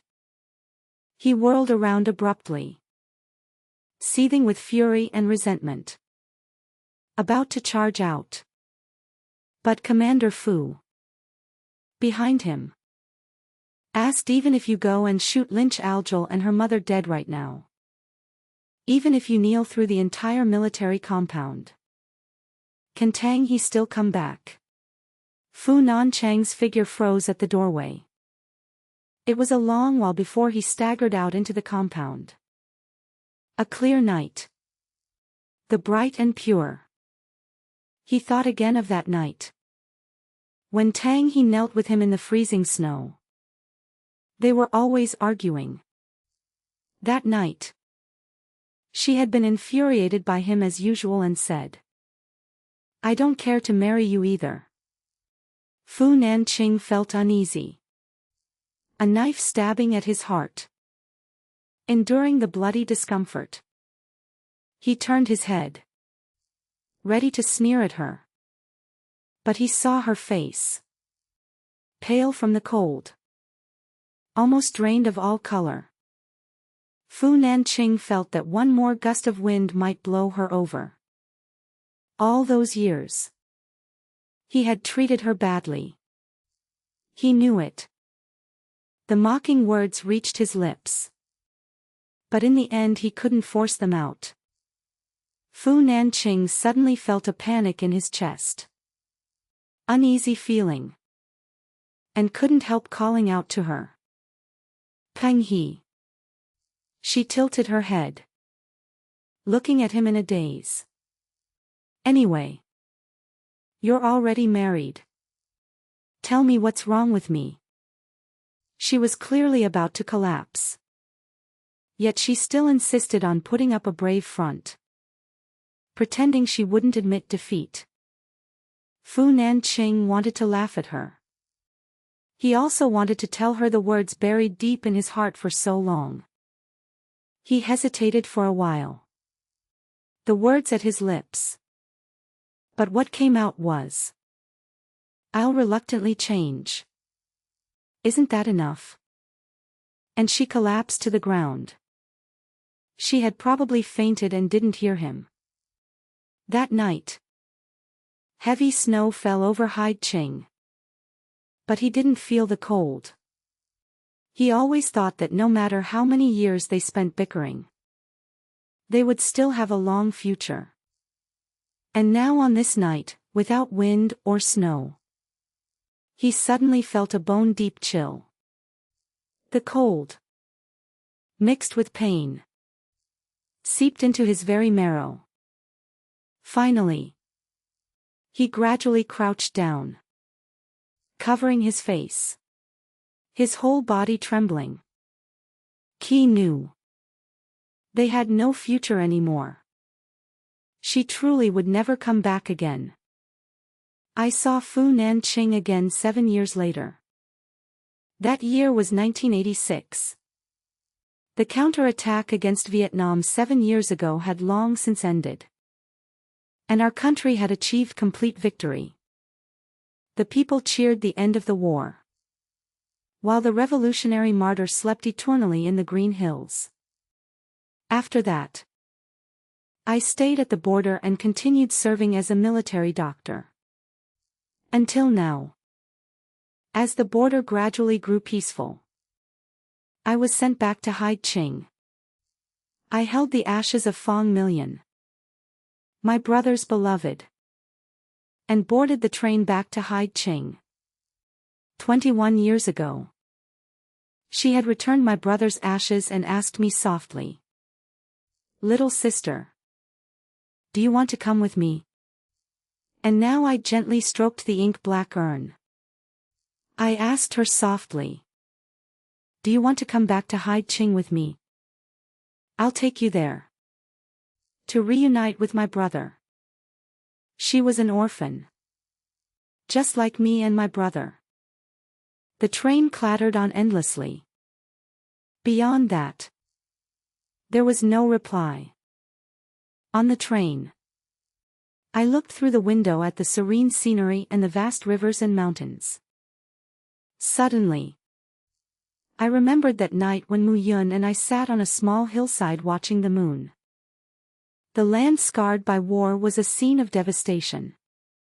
Yet it remained forever pure. Her army green shoulder now bore the rank of deputy battalion commander. She told me, "A phone always dreamed of being a battalion commander. When this war ends, maybe I can wear it for him." She told me about her first meeting with my brother. Her confession. Their passionate love. And then the abrupt end after a single gunshot. It was like water, rippling across the ground. I asked her, "Do you miss my brother?" She looked up at the moon. "Not at me," she said nonchalantly. "I'm okay." I said, "I miss him very much." She was silent for a long time. It wasn't until the moon gradually sank below the mountain that she suddenly lowered her gaze. She hugged me, her head gently resting against my shoulder, and said, "I do too. I miss him too." It faded, and dawn rose. That day, she made the ultimate sacrifice. I returned to Hai-Ching. After applying to the higher-ups, I was finally approved. Millions of ashes, brought back, were successfully buried in the same cemetery as my brother's ashes. In the closest possible spot. On the day I reburied her, I held flowers and placed them before both her grave and my brother's. When I left the cemetery, night had already fallen. Outside the cemetery, under a dim streetlight, I suddenly saw a familiar face from afar. It looked familiar, yet seemed far removed from the image in my memory. The light was dim, and the face was truly unclear. I watched from afar, halting my steps. Yet for a moment I didn't dare to recognize him. Until he drew closer, with hurried footsteps. When he reached me, he stopped abruptly, 2 steps away. I finally saw clearly that gray hairs had begun to appear sporadically among his locks. This year, I was 34. While he was already past 40. He held a bouquet of white chrysanthemums in his hand. On his face was an expression ill-suited to his age. Flustered and at a loss. He forced a smile. "You're back." For no reason. I thought again of that snowy night, 7 years ago. Before I left Hygiene, he and I knelt in the snow. And when I fainted, he carried me inside. His military boots crunched against the snow. I didn't know what to say either. After a long silence, I only half repeated his words. "I'm back." 7 years of time had made us strangers. Distant and alienated. After the words fell, there was another long silence. Just as I was about to find an excuse to leave, he spoke again. "I came to bring your brother some flowers." No other meaning. just to see him. I thought he was here to visit some fallen comrade. I was briefly stunned. Then responded with small talk. Thank you. His eyes trembled slightly, as if he were somewhat pained. When I was about to leave, he seemed to suddenly remember something. Flustered, he fumbled in his coat pocket and pulled out a jewelry box. He clumsily shoved it into my hands. It's your brother's necklace. I've kept it with me all these years, thinking that if you ever came back someday, I must give it to you the first moment I could. His voice was urgent. He seemed to want to say more, but couldn't get the words out. I took it, opening the jewelry box. The necklace inside was still as I remembered it. My heart jolted violently. That year, I had intended to bring it south and give it to Million. But now things had changed and people were gone. The necklace had returned. Yet Million was no longer there. Fu Nanqing explained hastily. I didn't pawn it back then. I just brought it to the capital. I thought maybe then you wouldn't leave. I always felt like you were about to go back then. And I thought it was just my imagination. His voice grew more and more incoherent, as if he had too much to say. When I went to the capital then, it was only to tell Lynch Ouyuja that we should have no more dealings from then on. She lied to me, saying her mother was about to die. I actually, back then, if I had not. His expression grew more and more anxious. The more he hurried to speak, the harder it seemed for him to utter a complete sentence. By the end, amidst his dignified features, his eyes gradually reddened. I softly interrupted him. It's all right. It's all in the past. Fu Nanchang's expression froze completely. In his eyes, only intense regret and sorrow remained. As I walked past him, heading toward the end of the road, he suddenly spoke again from behind me, anxious and pained. I'm sorry. Truly, I'm sorry to you. My steps paused slightly, but in the end I didn't turn back. I stayed in Haichang and returned to the hospital. Occasionally, I heard colleagues mention that Lin Chao Chao's mother had passed away 3 years ago. They said that's why you shouldn't pretend to be sick. You might end up making it real. Rumor has it, she died of liver cancer. It was said that Lin Chao was devastated. She cried and made a scene, demanding that Fu Nanqing marry her. She wanted him to take care of her for the rest of her life, as a replacement for her deceased mother. Eventually, she even climbed over the wall of the military compound late at night and stormed into the barracks, wailing. After being taken away by the police several times, she began to lose her mind. Now she's in a psychiatric hospital. After that, I never heard anything more about her. In the winter of the year, I turned 40. An earthquake struck the west. The military sent a troop to assist, and the hospital I worked dispatched a medical team.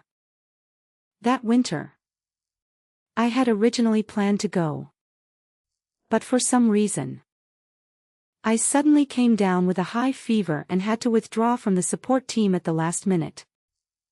Staying behind in Haichang, I was in the hospital that night, and outside the window, heavy snow had snapped the branches. A colleague suddenly came to tell me that the hospital in the Western Disaster Zone had called, saying someone was looking for me. dizzy and feverish. I got up and went to the hospital's reception room to take the call. On the other end there was nothing but constant noise and static. Chaotic and unintelligible. I waited for a long time but couldn't make out a single complete word. Just as I was about to hang up, I vaguely heard a voice from the other side. "Can K hi." The voice was somewhat distorted and it took me a while to barely recognize it as Fu Nan Ching's. I held the receiver standing in the silent reception room, not moving. There was still a long stretch of noise. It wasn't until much later that I could barely make out a few more words. After that I couldn't hear a single word clearly. I hung up the phone, returned to the ward and slept alone. Dark and heavy sleep. When I woke up I heard the news Fu Nan Ching had passed away in the Western Disaster Zone. Criminals had taken advantage of the chaos to assault young girls. While trying to control the riot, Fu Nan Ching was accidentally struck in the internal organs by a criminal. The medical conditions in the disaster area were rudimentary, and despite hours of rescue efforts, it was too late. I checked the specific time of his death.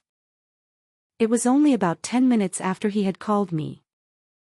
I don't know how he managed to call me while on the verge of death. What he wanted to say, I will never know. A snowstorm lasted for nearly a week. Amid the endless white and gray, I went to the cemetery to visit my brother and Million. I happened to see a group of soldiers escorting Fu Nan Chang's burial. The wind swept up the boundless white snow. I watched from afar. Suddenly I remembered that day when he took my hand and walked through the endless ice and snow. He said, "Don't be afraid. From now on the Fu family is your home."